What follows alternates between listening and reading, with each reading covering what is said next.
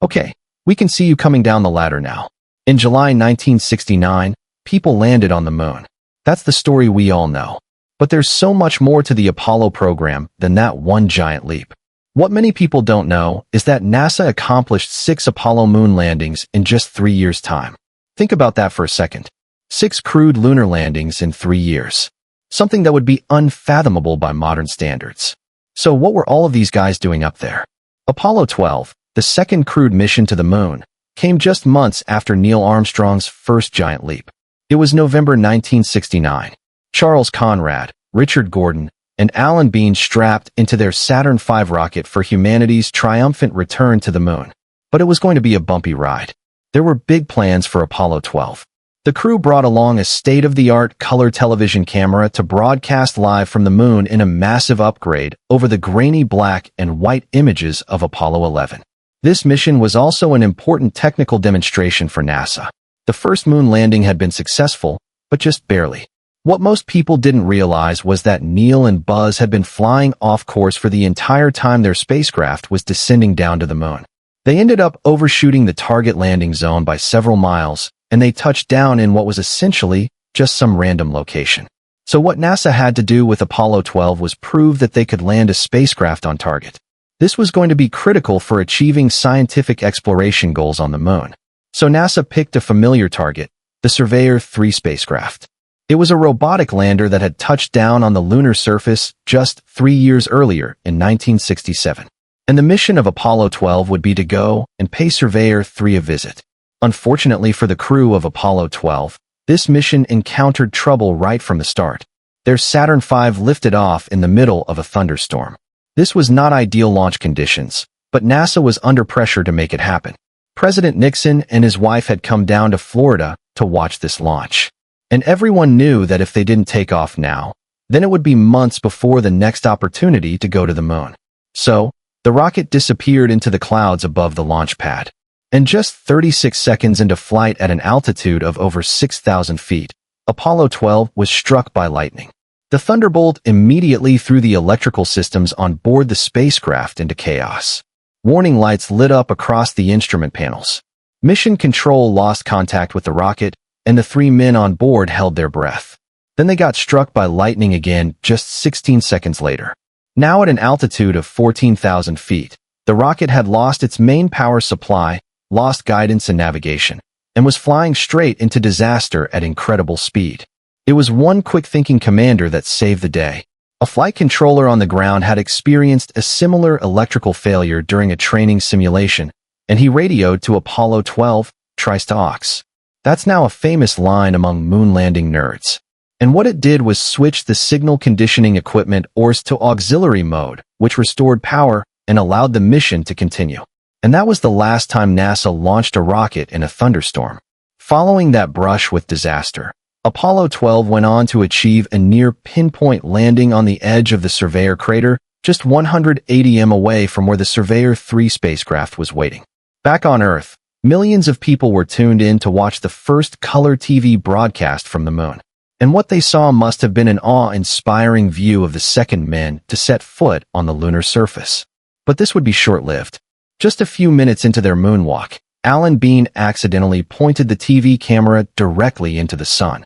And because there's no atmosphere on the moon, sunlight is incredibly intense up there. It instantly destroyed the fragile vacuum tubes inside the camera, and that was the end of the television broadcast. But it was far from the end of Apollo 12. The astronauts completed their mission to the Surveyor spacecraft and extracted a few components that they would bring back to Earth. The first man-made objects to ever return from a long-duration stay in outer space. The Apollo 12 astronauts also deployed a very important piece of technology on the moon. The Apollo Lunar Surface Experiments Package, a sophisticated collection of geophysical instruments designed to monitor the lunar environment continuously after the astronauts' departure. This package included something called the Lunar Seismic Experiment, essentially a seismometer to measure earthquakes on the moon or moonquakes. And NASA decided to test this experiment by causing a moonquake of their own. After the astronauts had lifted off from the surface and returned to the Apollo Command Module in orbit, their lunar spacecraft was then intentionally crashed into the moon. The lunar seismic experiment measured the vibrations created by the impact, and scientists were shocked to see that the reverberations from the crash actually lasted for nearly an hour. It was said that the moon rang like a bell, and that was a pretty big first step in learning that the moon was a lot more strange than anyone had imagined. Apollo 13, an unlucky number for an unlucky crew on the first failed mission to the moon. About halfway into their journey, an electrical problem inside the Apollo 13 service module caused an oxygen tank to explode, and this left the crew in a life-threatening situation. For the third time, millions of people on Earth were glued to their televisions, watching a dramatic story unfold in space. But this one was different. Every mission to the moon had been dangerous, but Apollo 13 made that danger all too real. The crew ultimately survived, but there was a definite change in how the public and the government viewed the moon landing program. But that didn't stop Apollo 14 from going forward. This would be America's triumphant return to the moon, coming almost 1 year after the events of Apollo 13. And to lead this critical mission, NASA would call on an American hero of the space era, Alan Shepard. The first American to reach outer space was now set to walk on the moon. At the age of 47 years old, Shepard was the oldest Apollo astronaut, but his experience would play a critical role in the success of Apollo 14. As was tradition at this point, the crew experienced a crisis on their way to the moon. When the Saturn V rocket is launched, the lunar lander rides along inside a payload fairing below the crew capsule. But to get the lander into position for the crew to transfer over and descend to the moon, the command module needs to separate from the lander, turn around, and dock the nose of the capsule into the airlock of the lander. This had to be done manually by the command module pilot with some electronic assistance from a docking probe. When Apollo 14 attempted the docking maneuver, the command module failed to latch onto the lunar lander. They tried again 6 times and were unsuccessful. This problem might have cost them the moon, but Commander Shepard kept a cool head. He switched off the electronic probe and had the pilot eyeball the docking like Luke Skywalker flying through the Death Star trench, and it worked. The Apollo 14 moon landing would be the most accurate touchdown yet, just 87 feet away from the intended target. Alan Shepard might not have been the first man to walk on the moon, but he would be the first to play golf.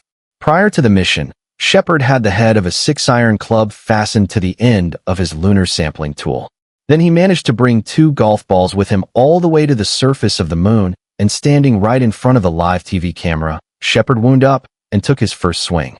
The space suit prevented him from using both arms, and after one slice, he managed to connect with the second ball and send it flying across the surface of the moon. Shepard claimed that the ball carried on 4 miles and miles. Realistically, it traveled about 40 yards. That moment of levity was exactly what America needed at the time. Apollo 14 restored confidence in NASA's ability to land on the moon, and it would set the stage for a massive upgrade in lunar exploration that was soon to come.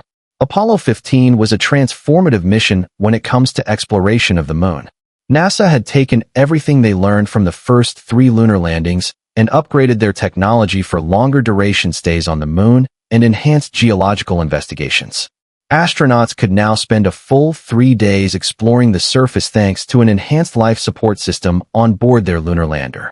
And to make the most out of that extended stay, NASA equipped them with the new Lunar Roving Vehicle, a battery-powered electric dune buggy with a top speed of 15 km/h with a range of about 90 kilometers on one charge. Using the LRV, Apollo 15 astronauts explored mountain ranges and ancient lava flows on the surface of the moon, collecting an item that would come to be known as the Genesis Rock, a stone that dates back 4.1 billion years to the early days of our solar system. The crew also took their opportunity on the moon to demonstrate Galileo's theory of gravity by dropping a feather and a hammer at the same time. Back in the 16th century, the astronomer Galileo used to drop stuff from the Leaning Tower of Pisa to show that objects of different weights will fall at the same speed because the force of gravity is constant. The only variable in how fast things fall is air resistance. So on the moon, in the absence of air, the feather and hammer fell at the exact same speed. 10 months later, in April 1972, Apollo 16 would arrive on the moon, carrying with them the now proven Lunar Roving Vehicle on a mission to explore the lunar highlands, thought to be the site of intense volcanic activity in the moon's ancient past. Notable crew members of Apollo 16 would include Charles Duke, who had flown on the very first moon landing, but remained in the Apollo capsule while Neil and Buzz went down to the surface. Now it was Charles' time to pilot the lunar lander and make his own footprints on the moon. Ironically, what the crew discovered was that the highland area wasn't formed by volcanoes at all. Their investigation found that the land had instead been pushed up by massive asteroid impacts. This was a huge milestone in developing our understanding of the moon and how it formed. Another fascinating takeaway from Apollo 16 was the crew's report back about the taste and smell of moon dust.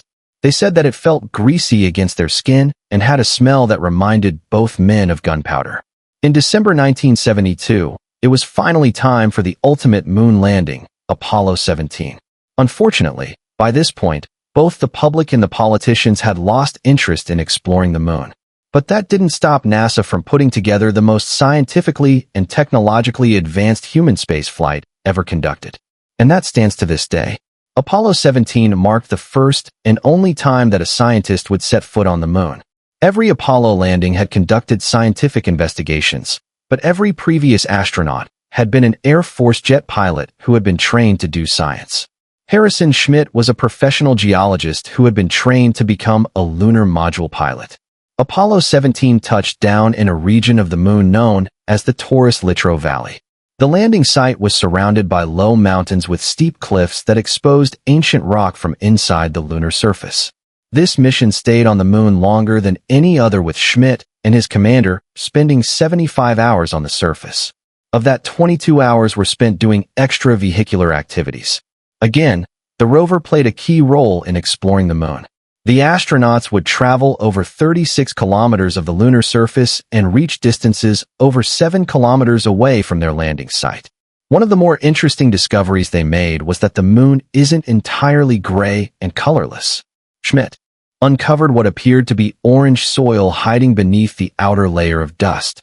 When the orange soil was examined on Earth, they found that it was actually full of brightly colored spheres of volcanic glass that had formed 3.6 billion years ago. In total, Apollo 17 was able to return 741 individual rock and soil samples, totaling 110 kilograms, the largest sample return of any moon mission. These samples would form the backbone of our current understanding about the moon's volcanic history and the formation of the early solar system. By this point in history, NASA was well aware that the Apollo program had reached an end. While there was still optimism that human beings would return to the surface of the moon at some time in the not-so-distant future, it was understood that Apollo 17 was the end of an era. Mission Commander Eugene Cernan would be the last person to stand on the surface of the moon. And in his final words before returning to the spacecraft, he said, "With peace and hope for all mankind."